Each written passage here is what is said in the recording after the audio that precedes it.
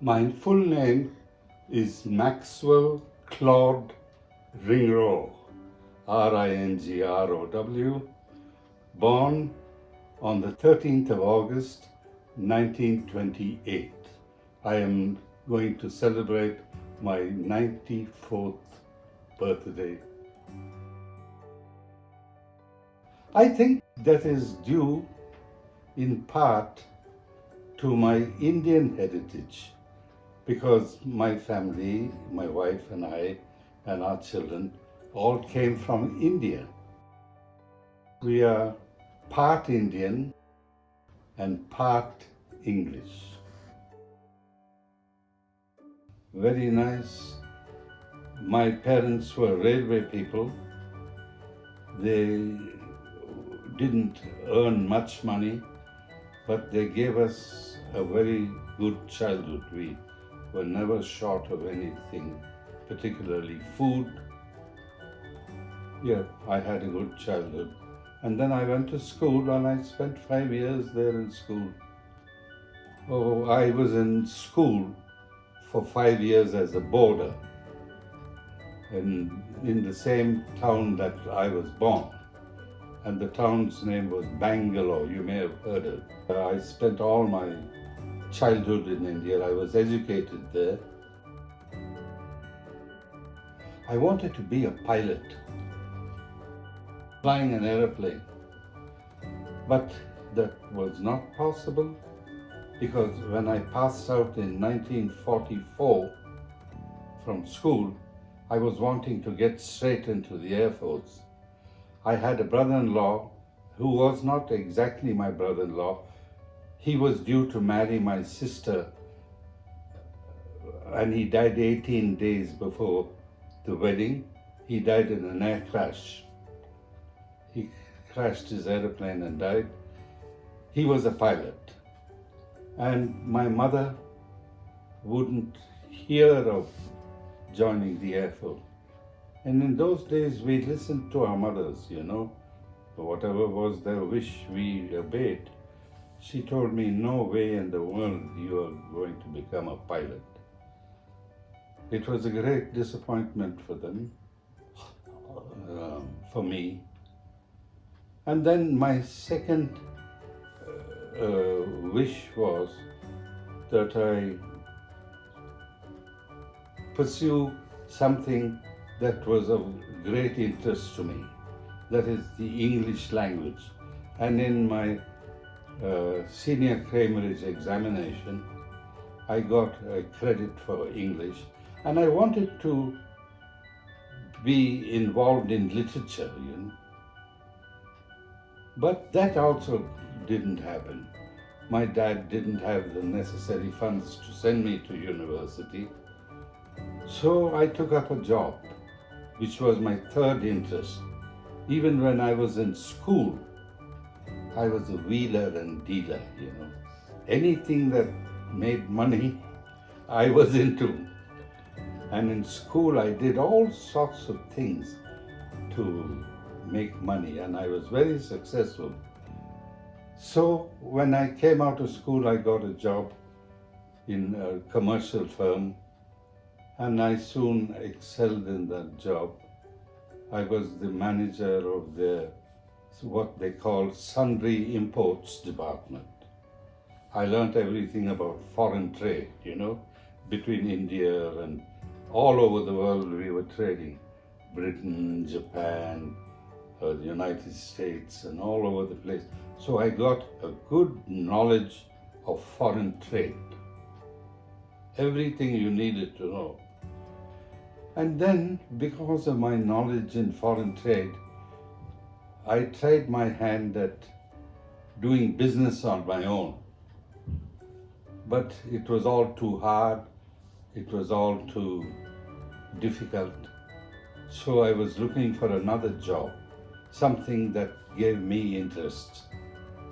And I became the private secretary to one of India's largest private bankers. He was a very, very wealthy man, and my job had nothing to do with his business. He had a business that was well equipped with people, but I was his private secretary. He was lacking in English knowledge, and I used to write his speeches because he was always giving speeches here, there, and everywhere. Anybody who came to Bangalore, because this guy was so rich, would host them. And I would have to write the welcoming speech. I loved that very much. As you can see, I've got the gift of the gab. So I took that job, and that was the job I enjoyed, writing all the time. And till the time came for us to leave for Australia. We were raised in a very strict society. When I went, I was friendly with my wife. Her father was somewhere doing a job, and she was living in Bangalore on her own with her grandmother. And I was friendly with her, and her grandmother found out that I was friendly with her. So she wrote a letter to her son, and she said, "Your daughter is meeting a man." Whatever she meant by that. But anyway, the old fellow came all the way from Bitterwater, and he bailed me up immediately, and he said, "What are your intentions?" I said, "I've only just met your daughter. What are you asking me this question for? I don't know her, she doesn't know me. We've only just met." Do you know what? He took her away.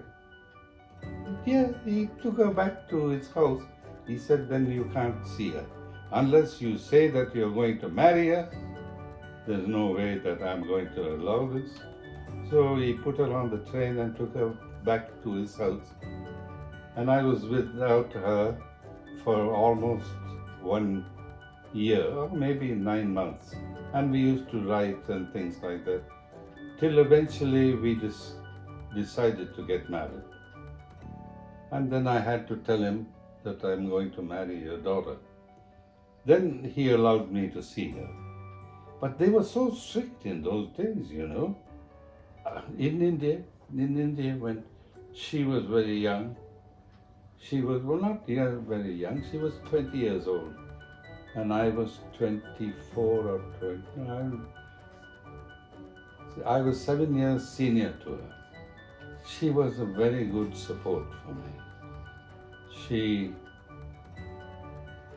was, like I said, the engine. She was a very attractive person when she was young.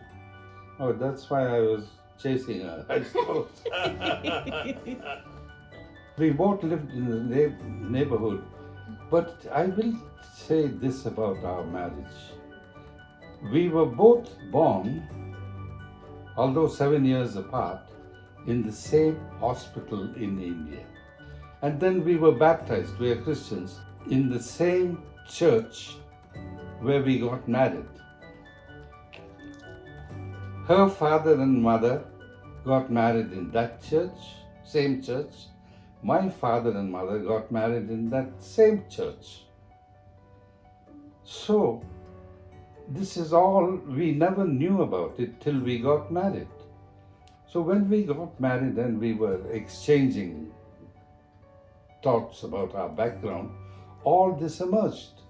Where were you born? So-and-so. Where were you baptized? So-and-so. She went to the same school that I went to, but in the girls section. And as though all this was not enough, something else happened.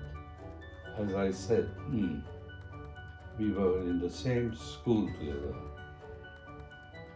So, and when we were kids, her father did the same job on the railway as my father.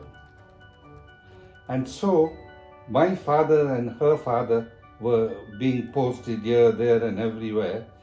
And when they were posted, they were given a house. So the railway gave you a house to live in, what we call the railway colony. So my dad was living in houses that her father, who was junior, came to occupy himself. So we both lived in the same house when we were kids without knowing it. Incredible, you know. It is incredible. And the servants that used to look after me were the same servants that looked after her when her father went into that house. Yet we got 3 kids, 2 boys and 1 girl. They're all doing well. Oh, the eldest one, he's here in Adelaide. He had a company of his own, but he couldn't continue anymore because of all this COVID trouble and all that sort of thing. So he has to close his company down. And he has closed his company, but he's got another job, a much less stressful job, which he likes. Not the same money, but less stress. That's him. And he has 2 daughters, very intelligent girls. One is the manager of one of BHP in Mount Isa. They have a company, BHP, and she is the manager of that company at the branch in Mount Isa.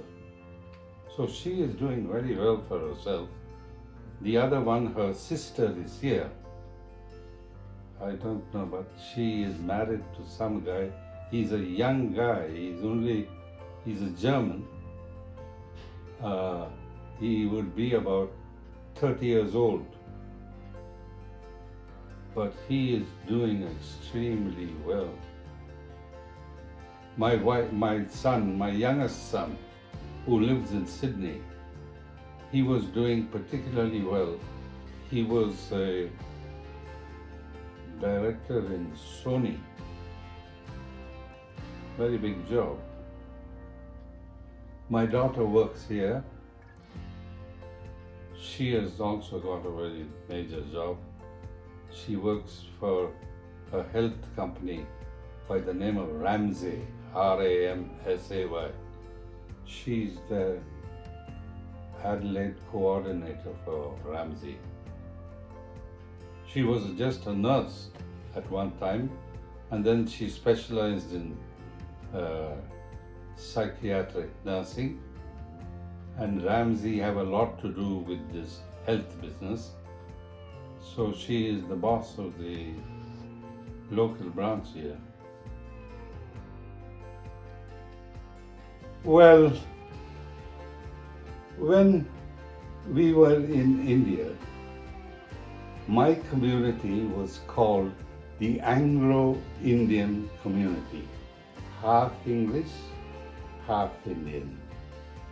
And we tended to side more the British way of living rather than the Indian way of living. I don't think we were very popular because India wanted to retain its culture and its background, and we were not ready for it. We were English-speaking people, not Indian, and our whole background was English. Our religion was Christian, unlike the Indian. So we felt that as a family, we would not be able to successfully integrate with the Indian side of the story. And so, like many other residents of India at that time, we decided to migrate. But where to go? The United States, it was too difficult to get a green card. Britain was becoming overpopulated. Canada was too cold for us. Eventually we heard of Australia. Our friends who had come here said that this is a glorious country. The climate is much like we had in India. So we recommend Australia. So that's how we came here. It was a very, very difficult procedure. And I owe it to my late wife for being the motivator and the sort of engine to make this possible. For us as a family, my wife and I, it meant leaving our two small children behind with my wife's parents and setting out for this new land with £6 in our pocket. Believe it or not, I still don't know how we did it, but the government of India allowed migrants only £6 sterling.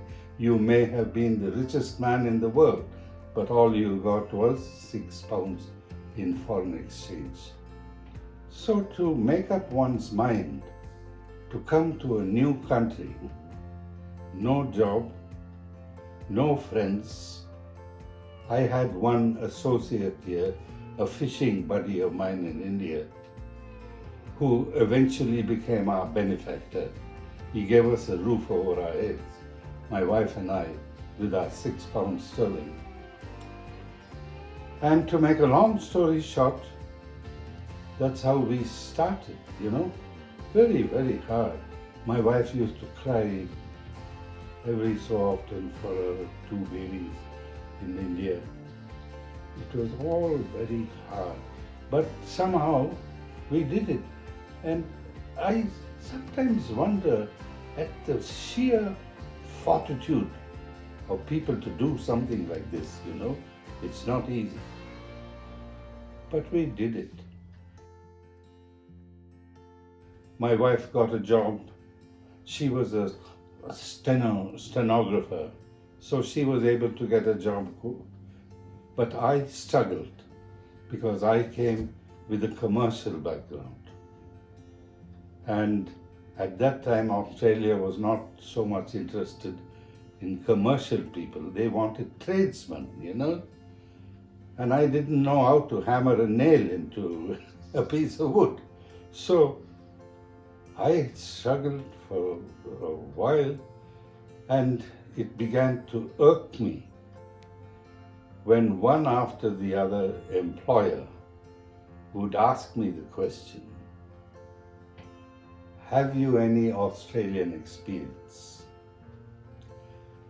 Towards the end, after about 5 or 6 interviews with this question, the gentleman who was sitting in front of me was a good old Australian ex-soldier.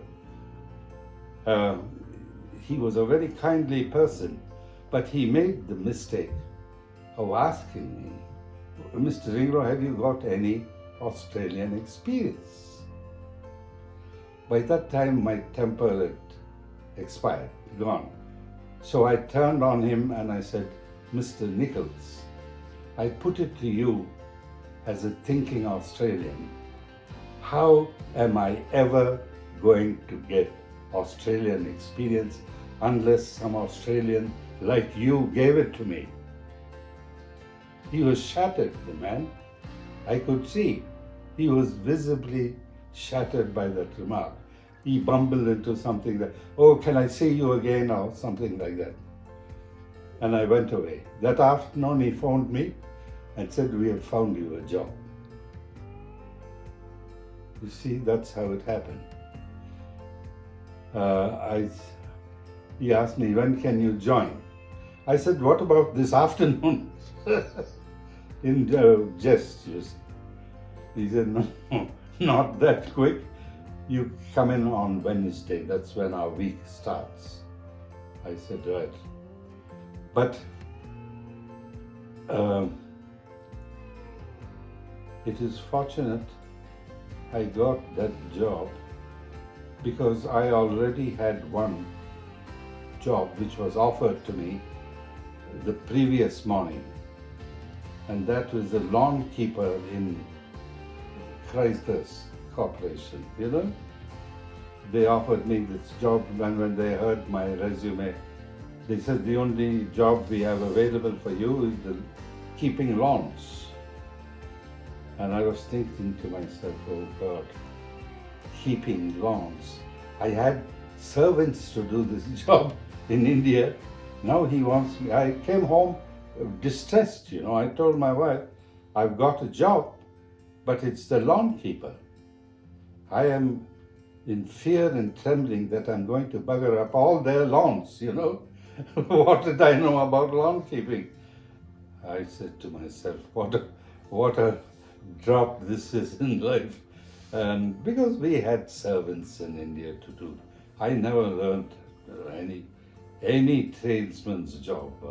I had a motorcycle, then I had a car, and it was all serviced by somebody else. I never did anything myself. If you wanted any repairs to the house, there was always somebody to do it.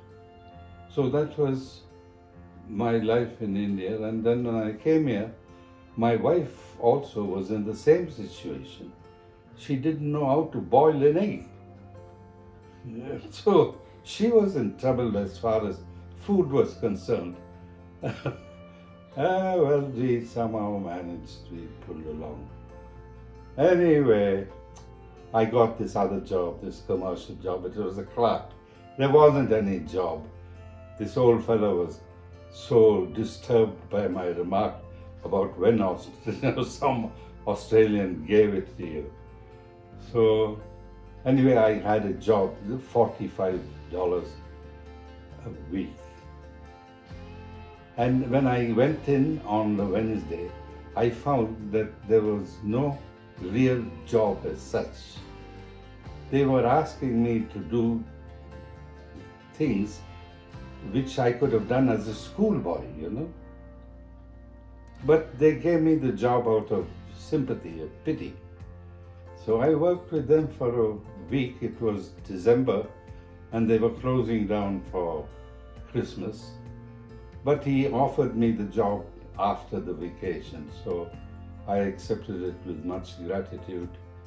And that's how we started off. And then, as I said, I found it.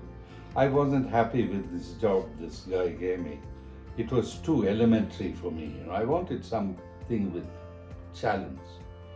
And then luck came my way, and I got a job with a firm called Seppelt. They are in the wine business. They make wine, Seppelt. And I got a job with them in their export department. I got that job only because I had a lot of foreign experience, as you know. I was the import guy, now I was export.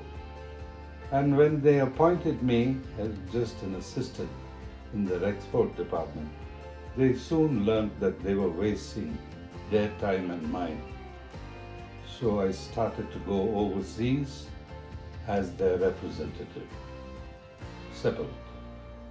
My first trip was to New Guinea, and then after that came a life of travel.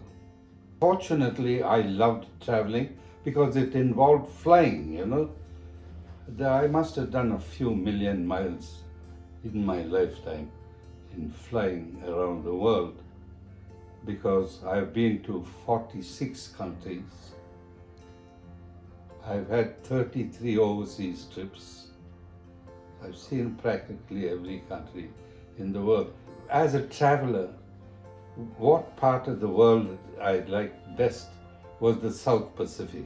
It's a beautiful part of the world, the South Pacific, all their islands, Fiji, Tonga, Samoa, the Cook Islands. They are all beautiful places on earth, but not for business. And from Seppelt, I worked for 14 years. I became their export marketing manager in Seppelt. And there was a job published by the government of Australia for the export manager for the industry, called the export marketing manager for the Australian Wine and Brandy Corporation. That seemed a little above my status, but my friends and my wife urged me. They said, give it a try. So I went after that job, and believe it or not, I got it. I was the export marketing manager for the Australian wine industry. From gardener to the voice of the industry overseas. It was quite a journey. But Australia is that sort of country that if you've got the energy and the effort, you can go places in this country. And then I retired, but I'm satisfied that at least I had a good life. And even in the jobs that I did here in Australia, I had one or two outstanding successes here. And I sometimes reflect on how I achieved all that. Somebody out there must have been looking after me. I had some hobbies. I used to play snooker and billiards and all that. I was a very good tennis player. This is one of the better nursing homes in Australia. It is a pretty top-class nursing home. The service and all that is top class. I cannot say one bad thing about this house. Unfortunately, the present generation are not appreciative of the good things that they are supposed to be appreciative of. They do not travel overseas. They don't see how other people have lived. And so they think that this life is complete, that no matter what their job is, they want to live in a house of their own. Everyone needs a car, they need a television, they need everything which they cannot afford. But they can have it because they just go to the bank and get a loan and they have a television. They don't appreciate the good things that are available in life if you work. People think they can have everything without working. In life, a very useful thing is to know what want is. Nowadays, people don't know the word want. Whatever they want, they can have. But when we were growing up, if we wanted something, we knew that we had to work and earn money, and there was no credit in those days. You couldn't buy anything on credit. So if you wanted a bicycle, for instance, you worked for one whole year and saved money to buy that bicycle. Needless to say, being the voice of the Australian wine industry, voice and face of the Australian wine industry, not a company, but the whole. I wrote a poem recently. An interesting life it was. Variety, the spice, the ups, the downs, the merry-go-rounds, depending on the dice. We've been there, done it, seen it all. The chasms deep, the mountains tall. Oh, goodness. Amazing life.